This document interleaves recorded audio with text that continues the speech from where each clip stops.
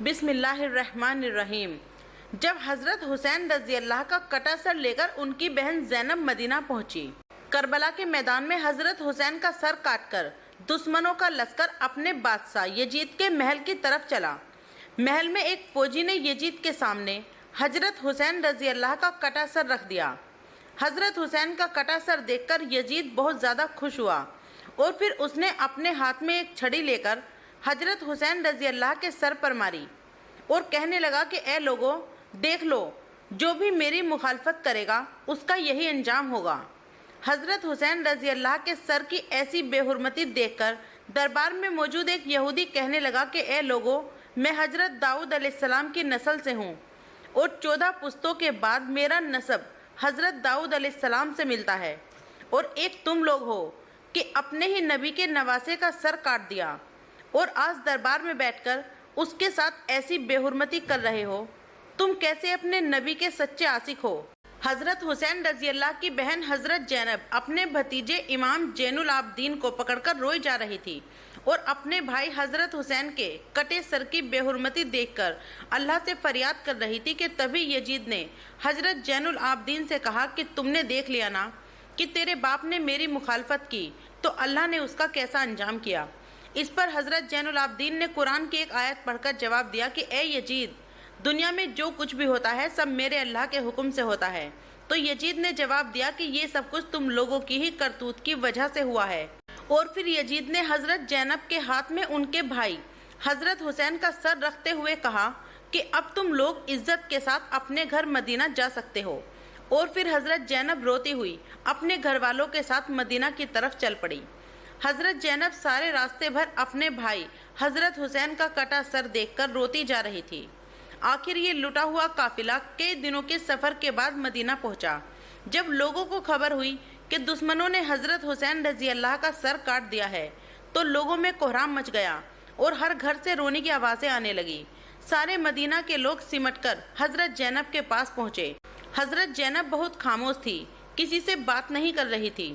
حضرت حسین کا کٹا سر ان کے ہاتھوں میں تھا اور آنکھوں میں آنسو جاری تھے۔ اچانک حضرت زینب اپنے بھائی حسین کا کٹا سر لے کر اپنے نانا حضور صلی اللہ علیہ وسلم کی قبر کی طرف چل پڑی۔ جب حضرت زینب حضور صلی اللہ علیہ وسلم کی قبر پر پہنچی تو آنکھوں سے بے اختیار آنسو بہنے لگے، اور پھر انہوں نے حضور صلی اللہ علیہ وسلم کی قبر کے پاس حضرت حسین کا کٹا سر رکھتے ہوئے ایسے الفاظ کہے کہ جنہیں سن کر سارے مدینے والے رونے لگے۔ حضرت زینب نے حضور صلی اللہ علیہ وسلم کی قبر کے سامنے کھڑے ہو کر کہا کہ اے میرے نانا جان، کاش کہ آپ زندہ ہوتے تو دیکھ لیتے کہ دشمنوں نے آپ کے پیارے حسین کا کیا حال کیا ہے۔ اسے قتل کر دیا اور اس کے جسم پر گھوڑے دوڑا دیے، اور جب اس سے بھی دل نہ بھرا تو دشمنوں نے آپ کے پیارے حسین کا سر ہی کاٹ دیا۔ حضرت زینب اپنے نانا حضور صلی اللہ علیہ وسلم کی قبر کے سامنے کھڑی فریاد کر رہی تھی اور آنکھوں سے مسلسل آنسو جاری تھے۔ مدینہ والے بھی سب پیچھے کھڑے حضرت زینب کی دکھ بھری فریاد سن کر رو رہے تھے۔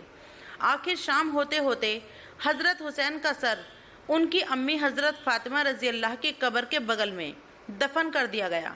جن لوگوں نے حضرت حسین رضی اللہ کو اس بے دردی کے ساتھ قتل کیا تھا تو اللہ نے ان سبھی لوگوں کو اسی دنیا میں سزا دی۔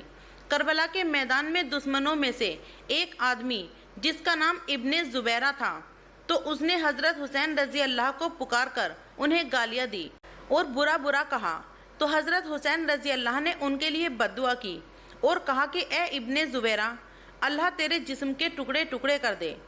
اور پھر اسی وقت ابن زبیرہ کا گھوڑا پاگل ہو کر ادھر ادھر بدکنے لگا۔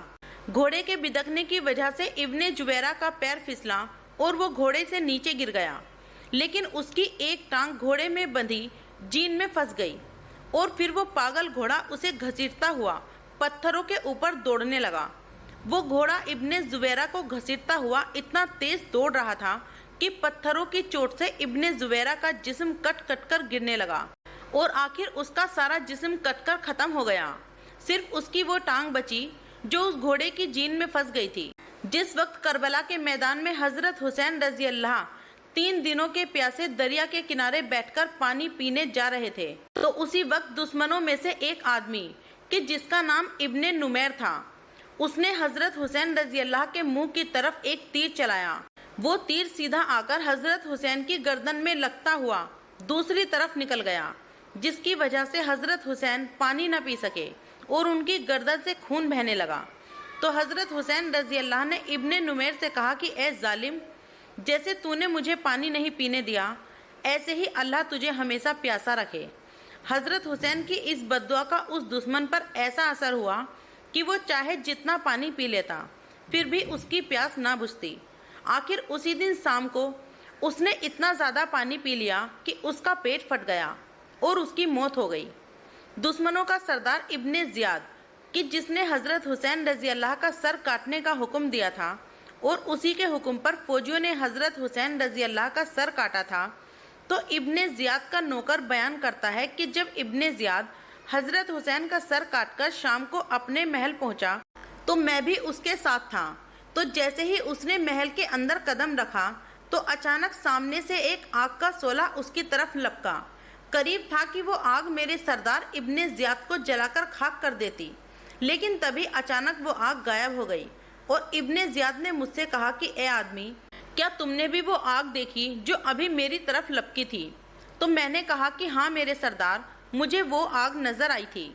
तो इब्ने ज़ियाद ने मुझसे कहा कि ये बात किसी को भी मत बताना, इसको राज ही रखना। हजरत सुफियान सौरी फरमाते हैं कि हजरत हुसैन को कत्ल करने वाले दुश्मनों में से मैंने 2 लोगों का बहुत बुरा अंजाम देखा। एक तो उनमें एक ऐसा आदमी था कि जिसकी शर्मगाह अपने आप बहुत ज़्यादा बढ़ती जा रही थी और फिर बढ़ते बढ़ते वो इतनी लंबी हो गई कि उसे अपनी शर्मगाह किसी चीज़ से बांधकर रखनी पड़ती और वो शर्म से लोगों के बीच ना जाता, अपने घर में ही बैठा रहता। और दूसरे आदमी का अंजाम मैंने ऐसा देखा कि उसे इतनी ज़्यादा प्यास लगती कि वो चाहे सारी दरिया का पानी पी जाए, लेकिन फिर भी उसकी प्यास ना बुझती। आखिर एक दिन उसने इतना ज़्यादा पानी पी लिया कि उसका पेट ही फट गया और उसकी मौत हो गई। हजरत अबू कबील फरमाते हैं कि करबला के मैदान में दोपहर के वक्त हजरत हुसैन को शहीद किया गया था। तो जिस वक्त हजरत हुसैन को शहीद किया गया, तो अचानक सूरज ग्रहण होने लगा और फिर सूरज छिपते छिपते इतना ज़्यादा छिप गया कि दोपहर के वक्त रात की तरह अंधेरा हो गया और आसमान में तारे नजर आने लगे और हमें ऐसा लगने लगा कि शायद क़यामत आ गई है। इमाम ज़ोहरी फरमाते हैं कि जिस दिन हजरत हुसैन रजी अल्लाह को शहीद किया गया, तो उस दिन बैतुल मुकद्दस में जो भी कंकर या पत्थर उठाया जाता, उसके नीचे ताज़ा खून मिलता था और फिर 3 दिनों तक आसमान ऐसा लाल पड़ गया कि हमें डर लगने लगा कि शायद अब क़यामत कायम हो जाएगी। प्यारे दोस्तों, अगला वाक़या इंशाअल्लाह हज़रत हुसैन के बड़े भाई हज़रत हसन रज़ी अल्लाह के बारे में होगा कि उनकी बीवी ने कैसे उनको जहर देकर धोखे से मारा था। तो दोस्तों, आज की छोटी सी वीडियो आपको कैसी लगी कमेंट करके ज़रूर बताइएगा। वीडियो पसंद आए तो वीडियो को लाइक, शेयर, कमेंट और चैनल को सब्सक्राइब करना। वीडियो पूरा देखने के लिए बहुत बहुत शुक्रिया। अस्सलामु अलैकुम।